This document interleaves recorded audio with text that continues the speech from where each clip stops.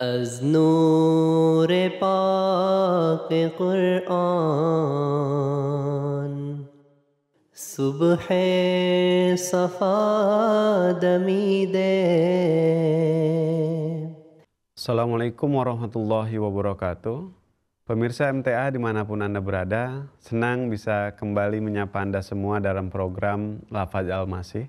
Sebuah program yang akan membahas sabda, nasihat, atau fatwa dari pendiri Jemaat Ahmadiyah, Hazrat Mirza Ghulam Ahmad alaihissalam tentang berbagai topik yang terangkum dalam kitab Malfuzat Jilid kedua. Bersama saya, Harpan Ahmad, dan juga narasumber kita, Maulana Dili Sadili Fadal Ahmad. Dalam 25 menit ke depan, kita akan membahas satu masalah yang penting tentang takabur dan penyembahan berhala. Namun, sebelum memulai bahasan kita kali ini, mari kita sapa narasumber kita. Assalamualaikum Pak Dili. Waalaikumsalam warahmatullahi wabarakatuh. Gimana Pak kondisi? Alhamdulillah sehat. Sehat ya? Sehat. Alhamdulillah.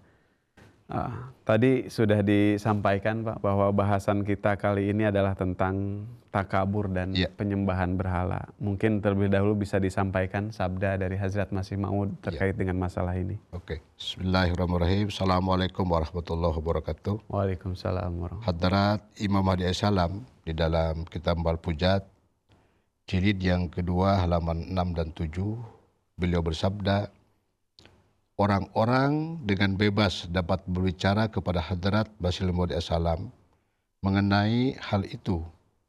Beliau alaihissalam bersabda, bukanlah cara hidup saya agar saya duduk dengan sikap dingin dan menyeramkan, sehingga orang-orang menjadi takut seperti takut kepada binatang buas.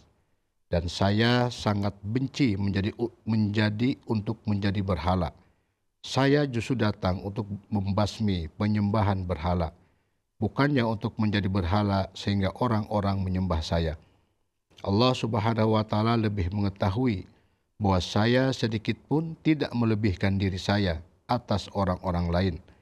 Menurut saya tidak ada penyembahan berhala dan orang kotor yang lebih dari orang takabur.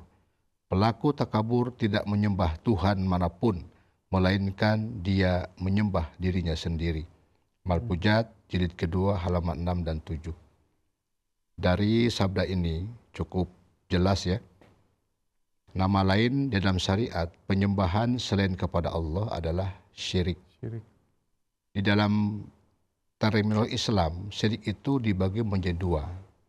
Ada syirik akbar, ada syirik sogir. Maksudnya syirik akbar yaitu menyembah Tuhan selain kepada Allah.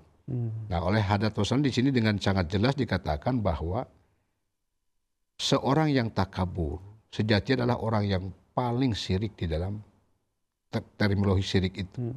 Karena dia tidak menyembah Tuhan manapun, dia sedang menyembah dirinya sendiri. Dia telah menjadikan dirinya sebagai Tuhan. Maka beliau katakan, saya tidak memposisikan diri sebagai orang yang menyeramkan atau seseorang yang dibuat sengaja untuk seolah-olah mulia. Jadi alami aja. Beliau itu memang alami dalam kehidupan kesehariannya. Gitu. Karena beliau katakan, saya alih-alih menjadi seorang yang disembah atau berhala, justru saya adalah orang yang datang untuk membasmi penyembahan terhadap berhala. Nah, sikap yang paling menonjol dari penyembahan berhala adalah sikap takabur. Gitu. Baik Maulana, terima kasih untuk penjelasannya yang sangat gamblang ya terkait dengan bagaimana Hazrat Masih Maud Wasallam memposisikan dirinya ya. Malah ada juga dalam satu riwayat kalau kita baca, ketika beliau akan melakukan suatu perdebatan di Batala, orang-orang menyambut beliau dengan antusias dan menyediakan tandu untuk beliau. Ketika beliau mau diarak untuk diminta untuk naik tandu, kata beliau, saya datang bukan untuk menjadikan manusia sebagai hewan, tapi menjadikan manusia sebagai manusia yang bertuhan. Nah, jadi itu pandangan beliau yang sangat jelas ya tentang tidak ingin dijadikan sebagai suatu sosok yang ditakuti atau yang disegani berlebihan. Selanjutnya Maulana, dari pesan Hazrat Masih Maud alaihissalam tadi, ya, demikian penting untuk kemudian diambil pelajaran oleh kita, ya, karena terkadang orang pada umumnya karena kebanggaan atas kedudukan sosial atau merasa unggul dalam ekonomi, dalam karir dan sebagainya, mereka memposisikan diri, ya, untuk dihormati, untuk disegani, ya, atas posisinya itu, ya, secara, ya, untuk dapat pada tahapan atau sampai kepada tingkat itu kan memang tidak mudah, ya. Nah, apakah sikap seperti itu wajar atau masuk pada kategori takabur tadi, Maulana? Ya. Jadi kalau kita mengkaji Al-Quran, di dalam Al-Quran surah Bani Israel atau surah Bani Israel ayat yang ke-37, Allah berfirman, A'udzubillahi minasyaitonir rajim, wala tamsi fil ardi maroha innaka la takhriqal arda walan yablughul jibalu tula. Janganlah kamu berjalan di muka bumi dengan takabur, dengan sombong. Karena sejatinya kamu tidak akan pernah bisa membelah bumi dan menaiki ketinggian gunung-gunung di muka bumi ini. Jadi Allah telah mengingatkan bahwa setakabur apapun manusia itu, sehebat apa manusia itu, bisa ada orang yang punya kekuatan, membanggakan dengan kekuatan fisiknya. Atau ada orang yang membanggakan karena kehebatan otaknya. Atau mungkin karena banyak hartanya. Kata Allah, sekali-kali tidak akan pernah bisa kamu membelah buminya Allah. Dan menaiki ketinggian gunung-gunung yang Allah ciptakan ini. Nah, di dalam hadis Rasulullah SAW menambahkan penjelasan itu, bahwasanya beliau bersabda, la yadkhulul jannah, sekali-kali tidak akan pernah masuk surga, man fi qalbihi dzarin min kibrin, misqala dzarin min kibrin. Sekali-kali kamu tidak akan pernah bisa masuk surga barang siapa yang di hatinya terselip biar hanya sebesar zarah kibrin. Sehingga sahabat bertanya, man kibrin ya Rasul? Terus kibrin itu apa ya Rasul? Rasul bersabda, batarul haq wa gomtarun nas. Yaitu orang yang selalu menolak kebenaran dan menganggap orang lain rendah. Kan orang sombong itu sejatinya kan menganggap dirinya hebat, lebih daripada orang lain. Entah itu ilmunya, entah itu nasabnya, entah itu keitaatannya kepada Tuhan, itu akan menjadikan takabur bagi seseorang ketika mereka tidak mawas diri. Maka Rasulullah SAW mengatakan karena 4 hal biasanya orang jadi sombong dan takabur itu. Yang pertama, ziyadatul mal, hartanya bertambah. Nah, orang yang biasanya biasa-biasa saja tiba-tiba jadi miliarder misalnya, itu biasanya berbeda. Gaya hidupnya jadi berbeda. Nah, itu timbul keangkuhan dan kesombongan. Yang kedua, ziyadatul ilm. Ilmunya bertambah. Biasa juga orang yang merasa berilmu itu juga kadang-kadang itu, makanya di Quran digambarkan bahwasanya ada makhluk yang namanya iblis terusir dari surga itu bukan karena ibadahnya. Bayangkan iblis masuk surga loh. Artinya apa? Betapa orang ini, berarti kan zuhudnya luar biasa. Sampai dia berhak untuk masuk surga. Tapi karena keangkuhannya itulah Allah usir dia dari surga.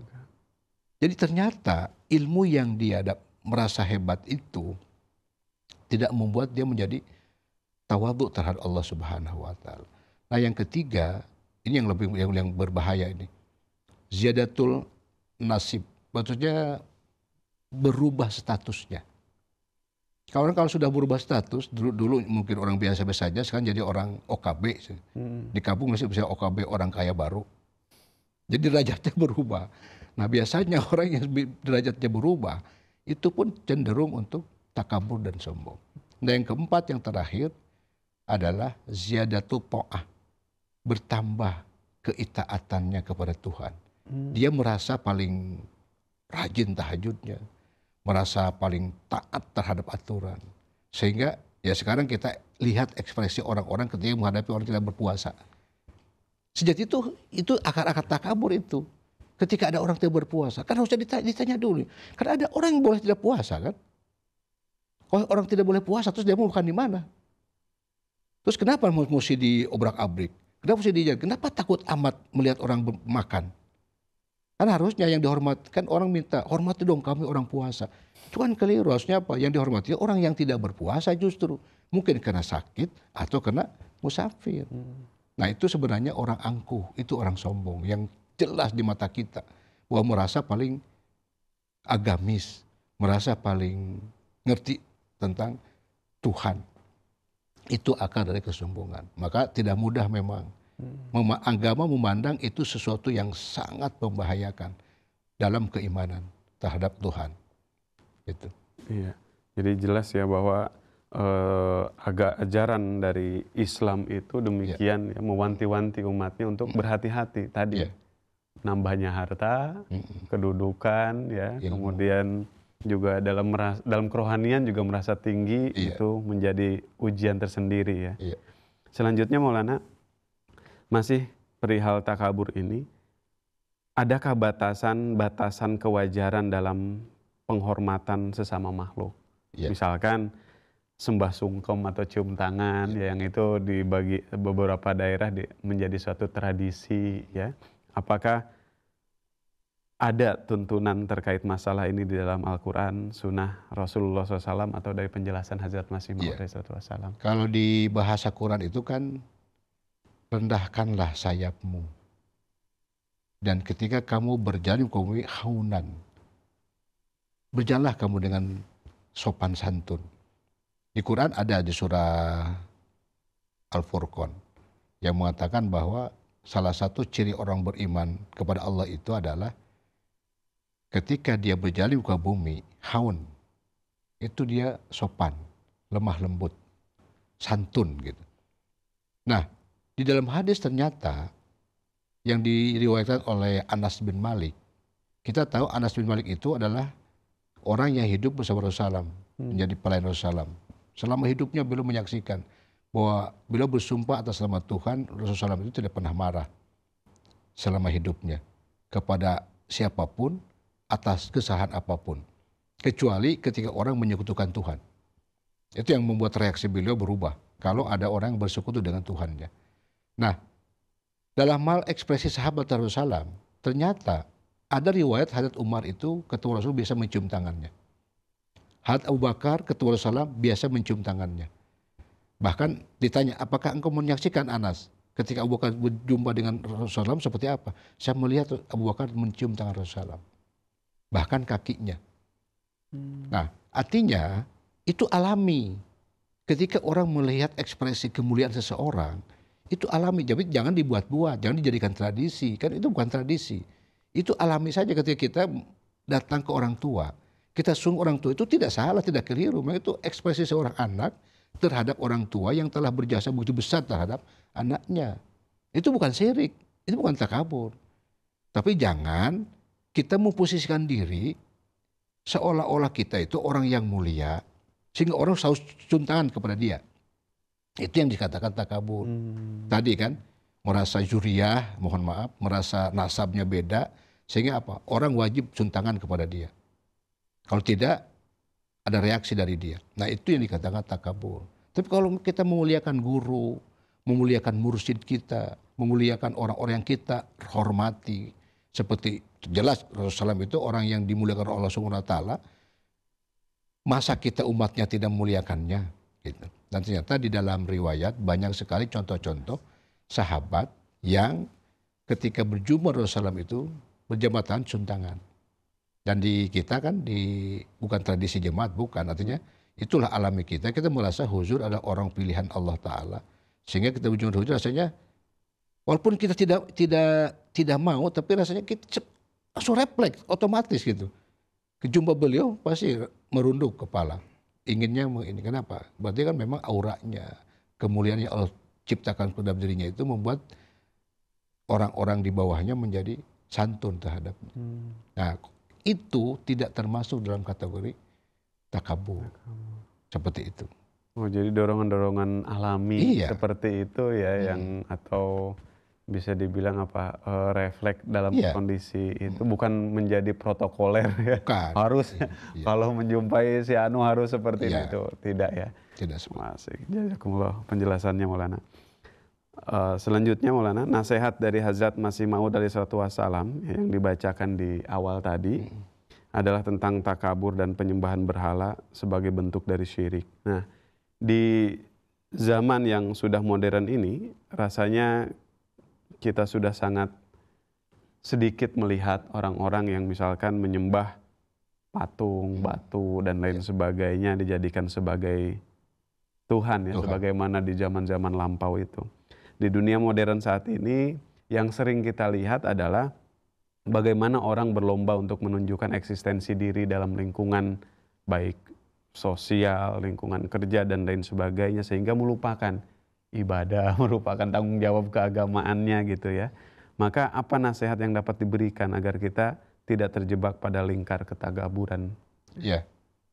Jadi Masih Salam beliau memberikan penjelasan bahwa ketika kita menapaki hidup sebagai orang yang beriman, tentu yang harus kita ingat adalah kita dilahirkan di muka bumi ini dengan satu tujuan agung, untuk menjadi abidnya Allah. Jadi kalau kita telaah kata abada, itu bahasa kasarnya kan budak. Ya kalau kita sekarang seorang majikan punya pembantu, dianggap budak lah gitu ya. Bayangkan bagaimana kuasanya seorang majikan terhadap budaknya. Dan bayangkan seorang budak bagaimana terbatas hidupnya untuk mengekspresikan apapun terhadap majikannya. Nah ketika kita sadari bahwa kita itu abid, kita itu hamba, kita itu budak. Sebagai apapun kita di dunia ini, tetap kita itu hamba, budak di hadapan Allah. Terus apa yang mesti kita banggakan kan gitu? Maka contohlah Sulaiman alaihissalam. Apa kata Allah? Ketika beliau dapat kekayaan begitu luar biasa, beliau ekspresinya apa? Hadza min fadlika rabbi. Ini semua adalah dari karunia Allah Subhanahu wa taala. Artinya bukan kemampuan dia, bukan kepiawaian dia, tetapi apa? Sejatinya adalah semuanya karena Allah Subhanahu wa taala. Nah, di bahasa modern sekarang yang dikatakan takabur itu kan ada 3 kategorinya. Yang pertama, esteem self. Bahasa modern itu orang yang selalu menilai dirinya sendiri. Bahwa dia lebih hebat, dia lebih kuat, dia beda lah dengan orang lain gitu. Nah itu kategori sombong itu kalau dalam bahasa syariatnya. Yang kedua apa? Self confident. Terlampau percaya diri. Itu juga rupanya suatu ketakaburan. Merasa paling wah tenang saja kalau saya yang tampil insya Allah. Rupanya terlampau percaya diri juga sebuah keangkuhan, sebuah ketakaburan. Nah yang terakhir fraud of self. Apa? Kebanggaan diri. Nah kalau ini diakumulasikan, itu disebut dengan al-kibr dalam bahasa syariatnya. Keangkuhan atau kesombongan. Nah karena tadi yang sudah jelaskan bahwa ini ada faktor-faktor yang mempengaruhinya. Nah Masih Maud menjelaskan agar kita tidak terjebak dengan situasi ini, maka yang harus kita lakukan adalah kita terus menyadari, terus mengintrospeksi dengan istighfar dan zikir kepada Allah bahwa apa yang kita dapatkan hari ini, apakah itu ilmunya, apakah itu kekayaannya, apakah itu status sosialnya, sejatinya adalah miliknya Allah Subhanahu wa taala. Tidak ada yang patut dibanggakan, tidak ada yang patut dilebihkan. Kenapa? Di hadapan Allah semua makhluk sama. Yang membuat kita berbeda itu hasil usahanya. Nah tadi ada yang usaha lebih, dapat lebih. Ada yang lemah, lemahnya aja. Orang bisa berubah kenapa? Karena tingkat usaha dan Allah ikuti itu. Nah itu tidak perlu dikesombongkan. Kenapa? Karena kalau orang mereka juga berusaha seperti itu, dia pun akan mendapatkan posisi itu. Lantas kenapa harus merendahkan mereka? Gitu. Nah beliau selalu ingatkan itu bahwa bagi jemaah beliau tidak diperkenankan untuk selalu membanggakan diri. Nah yang paling berbahaya itu sebenarnya adalah ketika kita menjadi orang jemaat yang merasa paling jemaat, pang jemaatna gitu istilahnya. Orang yang paling soleh, asapang solehna, itu yang paling berbahaya. Kenapa? Itu bisa menilai orang. Sehingga orang lain seolah-olah kan ketika ada saudaranya yang datang, misalnya kurang aktif tiba-tiba datang. Jadi bahasanya kadang-kadang bukan membesarkan hati, justru membuat orang jadi malas datang. Kenapa? Karena tadi, tumben lo datang. Gitu. Pantesan ini ada beda nih cuaca nih. Gitu. Kenapa? Kan itu ekspresi orang merasa lebih kan. Dia merasa bahwa dia paling aktif, dia paling rajin, dia paling betul-betul paham tentang jemaat. Nah ini sebuah keangkuhan yang memang harus dikikis habis di dalam jemaat. Dengan cara apa? Dengan istighfar sebanyak-banyaknya. Menyadari bahwa kita itu seorang hamba, seorang budak. Apapun yang hari ini kita dapatkan, posisi apapun yang kita duduki hari ini, kita di hadapan Allah adalah budak. Jadi bayangkanlah seorang budak di hadapan majikan. Kuasa apa gitu. Seperti itu. Baik, jadi sangat jelas sekali ya penjelasannya. Bahwa tadi banyak sekali kategori yang kemudian bisa masuk ke dalam terminologi takabur dalam syariat. Maka penting untuk berhati-hati. Tapi Maulana, ada satu masa di mana Rasulullah Shallallahu Alaihi Wasallam sendiri seperti seolah-olah memberikan izin terhadap sikap tadi, bangga diri ya. Dalam peristiwa Badar, ada seorang sahabat yang membusungkan dada, berjalan. Kata Rasulullah, dalam kondisi seperti ini, takaburnya itu menjadi suatu pahala. Ya. Jadi mungkin tadi terkait dengan 3 terminologi zaman sekarang yang tadi kebanggaan diri itu dalam beberapa tempat bisa menjadi amal soleh, tapi ditunjukkan pada kondisi yang lain itu bisa menjadi takabur. Takabur. Betul. Baik, terima kasih Maulana untuk penjelasannya. Alhamdulillah bahasan kita kali ini tentang takabur dan penyembahan berhala telah selesai. Terima kasih kepada narasumber yang telah memberikan penjelasan dan juga ilmunya yang sangat luar biasa. Juga terima kasih kepada para pemirsa yang telah menyimak program Lafaz Al-Masih hingga akhir.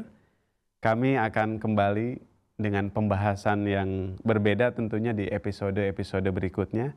Sampai jumpa, tetap sehat dan selalu dalam lindungan Allah Ta'ala. Assalamualaikum warahmatullahi wabarakatuh. Waalaikumsalam warahmatullahi wabarakatuh.